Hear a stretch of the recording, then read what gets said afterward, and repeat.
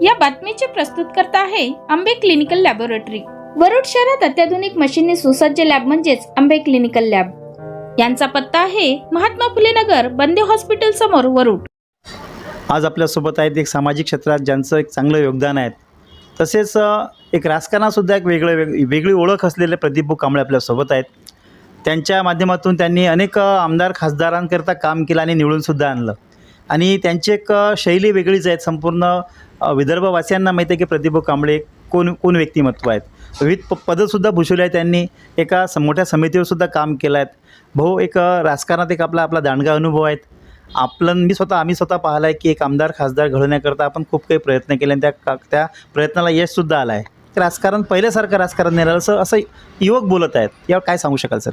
पूर्वीचं राजकारण हे फार एक विश्वासानं, नेत्यावरती विश्वास, नेत्याच्या कार्यकर्त्यावरती विश्वास असल्या प्रकारचं राजकारण होत होतं। गटातटाचं राजकारण होतं, परंतु विश्वास फार महत्त्वाचा होता। परंतु आजच्या राजकीयदृष्ट्या पाहिलं तर आजची स्थिती अत्यंत घाणेरडी म्हटलं जाईल की त्यामध्ये जी सीमा आहे, बोलण्याची सीमा, वागण्याची सीमा हे सोडलेली आहे, नीती सोडली आहे। त्याला कारण सांगता येणार नाही। लालच असू शकते, पैसा असू शकते, सत्तेची मस्ती असू शकते, वेगवेगळे कारण आहेत। परंतु आजची राजकीय परिस्थिती, आज सकाळी नेता काय बोलेल आणि संध्याकाळी काय बोलेल, कार्यकर्त्यांचा आणि लोकांचा पब्लिकचा विश्वास राहिलेला नाही। आणि आज आपण पाहतो की जे नेते आहेत, तो कोणत्याही पक्षाचा असो, पण नेत्यांमध्ये पुष्कळ नैतिकता ज्याला म्हटलं जाते, वागण्याची, बोलण्याची, बोलेल काय आणि प्रॅक्टिकली त्यांचं जीवन वेगळंच असते। आणि म्हणून आज तरुण जे आहे, आपण ज्याला म्हणतो JNG म्हणतो, त्यांच्यामध्ये जागृती आली आहे आणि त्याची प्रचिती आपण पाहतो आहे। आणि म्हणून आज जो समाजसेवक आहे किंवा खरंच जनतेसाठी काम करणार, ज्याचं जीवन समर्पित आहे, जो काम करतो, बोलून दाखवत नाही पण काम करतो, अशा नेत्यांची गरज आहे। आज स्पर्धा लागली आहे, कोण मोठा, मी मोठा की तू मोठा, कोण निधी आणला, कोण काम करत आहे, याची स्पर्धा लागली आहे। आणि प्रत्येक नेता वरुड तालुक्यामध्ये, मोर्शी मतदारसंघामध्ये श्रेय घेण्याचं काम करत आहे। आता पैसा हा जनतेचा आहे, निधी हा जनतेचा आहे आणि जनतेसाठीच असतो। आता सध्याची परिस्थिती अशी आहे, काही समाजसेवी संस्था जे स्वतःला समाजसेवक म्हणवतात, काही पुढारी जे स्वतःला नेते समजतात, स्वतःला समाजसेवक म्हणतात, पब्लिकला, लोकांना, जनतेला वेगवेगळे आमिष देऊन, प्रबोधन देऊन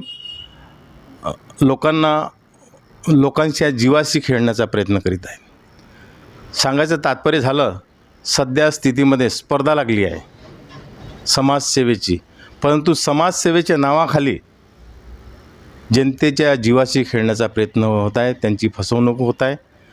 उदाहरणार्थ, सध्या वरुड तालुक्यामध्ये, अमरावती जिल्ह्यामध्ये पोलीस यंत्रणेने हेल्मेट सक्तीचे केले आहे। चांगली बाब आहे, कारण पोलीसच्या संरक्षणाप्रमाणे त्यांनी जे सर्वे केला त्याप्रमाणे जानेवारी 1 पासून तर जुलैपर्यंत जिल्ह्यामध्ये 210 ते काही 210च्या वरत अपघात झालेले आहे, रोड अपघात झाले आहे। त्यामध्ये 65% हे हेड इंज्युरीने अपघात झाले आहे। आणि त्यामुळं 24 जुलैपासून 2026 पासून पोलीस अधिकाऱ्यांनी या जिल्ह्यामध्ये हेल्मेट सक्तीचे केले आहे आणि फार चांगली गोष्ट आहे। मुंबई किंवा भारतीय मोटर ॲक्टप्रमाणे 1988 कलम नंबर 129 प्रमाणे हा कायदा जरुरी आहे, बंधनकारक आहे, पण जीवासाठी सुद्धा महत्त्वाचा आहे। परंतु त्याचा उपयोग उलटा या मतदारसंघात होत आहे। काही समाजसेवी संस्था हेल्मेटचे आमिष देऊन, लालच देऊन, रक्तपिढीला हाताशी पकडून, जे ब्लड बँक्स आहेत त्या लोकांना हाताशी पकडून रक्तदान शिबिर घेतात आणि त्यांना निकृष्ट दर्जाचे, ज्याला आपण डुप्लिकेट म्हणतो, कारण पोलीस ॲक्टप्रमाणे, मोटर वाहन नियमाप्रमाणे हेल्मेट हे ISI किंवा BIS प्रमाणित असलं पाहिजे आणि त्याचा ट्रेडमार्क जो आहे IS 4151 तो ट्रेडमार्क त्या हेल्मेटवर असला पाहिजे, तरच ते ओरिजिनल आहे. ते ओरिजिनल नसलं, जो मोटर चालवणार आहे किंवा मोटरसायकल चालवणार आहे किंवा त्याच्या मागे बसणारा व्यक्ती आहे त्याच्यावर दंडात्मक कारवाई केली पाहिजे.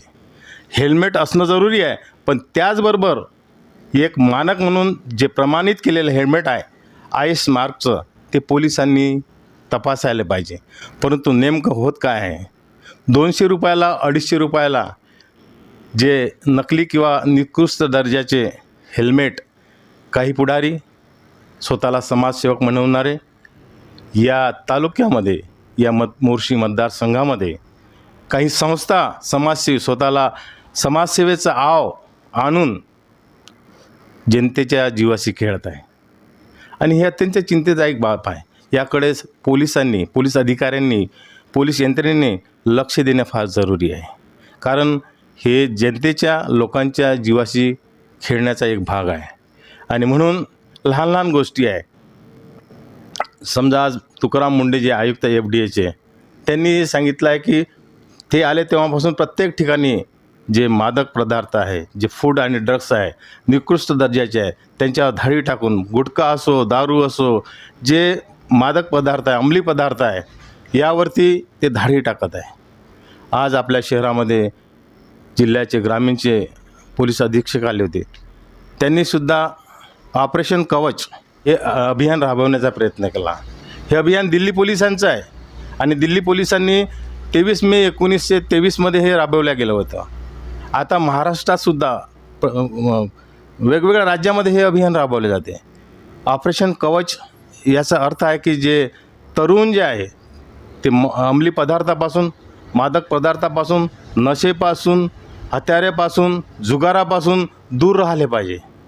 आणि पोलिसांचं हे काम आहे की ऑपरेशन कवच तरुणांमध्ये जागृती आणणं आणि जिथे जिथे असे 2 नंबरचे धंदे आहेत, मादक पदार्थ आहेत, हत्यारे आहेत, जुगार आहे, यांच्यावर धाडी टाकणं, पकडणं हे फार पोलिसांची गरज आहे. परंतु दुर्दैवानं सांगावं लागते की बऱ्याच ठिकाणी हातमिळवणी होते, बऱ्याच ठिकाणी पोलिसांचं दुर्लक्ष होत आहे. आणि एक आनंदाची किंवा अभिमानाची गोष्ट आहे की या जिल्ह्याला चांगले अधिकारी लाभले आहे. आपल्या पोलीस स्टेशनलासुद्धा एक चांगला अधिकारी आले आहे. त्यांच्याकडून आशा आहे की या तालुक्यामध्ये असे होत असलेले अवैध धंदे म्हणा, मादक पदार्थ म्हणा, किंवा जे निकृष्ट दर्जाचे हेल्मेट वाटप जे समाजसेवेच्या नावाखाली होत आहे, त्यांची पाहणी, तपासणी झाली पाहिजे, त्यांच्यावर धाडी टाकल्या पाहिजे, त्यांच्यावर कारवाई झाली पाहिजे. आणि जनतेनेसुद्धा सावध राहावं, आपण परीक्षण करावं की खरोखर जे समाजसेवक आहे ते खरोखर समाजसेवा करत आहेत का. आपण बळी पडू नये. आणि म्हणून तरुणांनीसुद्धा आणि जनतेनेसुद्धा सावध राहून आपलं रक्त जे आहे बहुमूल्य आहे, रक्त हे जीवन आहे आणि म्हणून रक्त रस्त्यावर सांडलं नाही पाहिजे यासाठी हेल्मेट आहे. आपण रक्तही देतो आणि रक्त सांडवण्यासाठी ते आपल्याला निकृष्ट दर्जाचे हेल्मेट देतात. हे दुःखाची गोष्ट आहे. जे असे कार्यक्रम राबवणारे त्यांनीसुद्धा आत्मचिंतन करावं, लोकांच्या जीवनाशी खेळू नये. आज गरीबाला जरी रक्त लागलं तर त्याला 2000 ते 1500-2000 रुपयाची रक्त बॉटल घ्यावं लागतं. विकत आम्ही सुद्धा पाहिलं आहेत की रक्तदान मोठ्या प्रमाणात होत असतात, परंतु रक्त जेव्हा लागते त्यावर रक्तदात्याला रक्त मिळत नाही. त्यावेळेस तो बिचारा दारोदारी फिरतो, पण त्याला रक्त मिळत नाही. ज्यावेळेस मिळते त्याला त्या 2000 रुपये 2500 रुपये त्याला द्यावं लागते. यावर काय सांगू शकाल सर? ही वस्तुस्थिती आहे की रक्तदान हे श्रेष्ठदान आहे. रक्तदान तर केलंच पाहिजे, परंतु जे रक्तपेढी आहेत किंवा ब्लड बँक आहेत, त्यांचे जे संस्थापक आहेत, ज्यांच्या रक्तपेढी आहेत, त्यांचा एक प्रकारे धंदा झाला आहे. ते काही समाजसेवी लोकांना पकडतात, काही त्यांना फायनान्शियली मदत करतात आणि लोकांना प्रलोभन देऊन जे रक्त संग्रहित करण्याचा प्रयत्न करतात. परंतु वस्तुस्थिती आहे की जो एखादा गरीब आहे गरजवंत आहे, अडला नडला आहे, कित्येक वेळा मला अनुभव आला आहे. माझ्याकडे पुष्कळ फोन येतात. माझं हेच काम आहे की कोणाला रक्त नाही, कोणी एखादी भगिनी आहे, डिलिव्हरी झाली आहे, गरीब घरची आहे, परिस्थिती नाही. मलासुद्धा हे अनुभव आले आहे की जेव्हा जेव्हा रक्ताची गरज पडली तेव्हा स्वतः रक्त दिलेले डोनेशनचे कार्ड असूनसुद्धा रक्त मिळालं नाही. ही एक खंत व्यक्त करावं लागते आहे. आणि म्हणून आपण रक्त कुठे देतो? रक्त हे जीवन आहे. ब्लड महत्त्वाचं आहे. रक्त दिलंच पाहिजे. रक्ताने आपण लोकांचे प्राण वाचवू शकतो. पण रक्त आपण कुठे डोनेट करत आहोत हे सुद्धा लोकांनी परीक्षण करायला पाहिजे. आमिषाला बळी न पडता एका छोट्याशा 200 रुपयाच्या हेल्मेटसाठी, 250 रुपयाच्या हेल्मेटसाठी आता जर एखाद्या ब्लड बँकेने डोनेशन कॅम्प जर ठेवला खऱ्या रीतीनं तर 20 ते 25 लोक येतात. परंतु यावेळेस लोकांना आमिष जे दिलं की हेल्मेट मिळणार आहे तर लोकांच्या रांगा होत्या.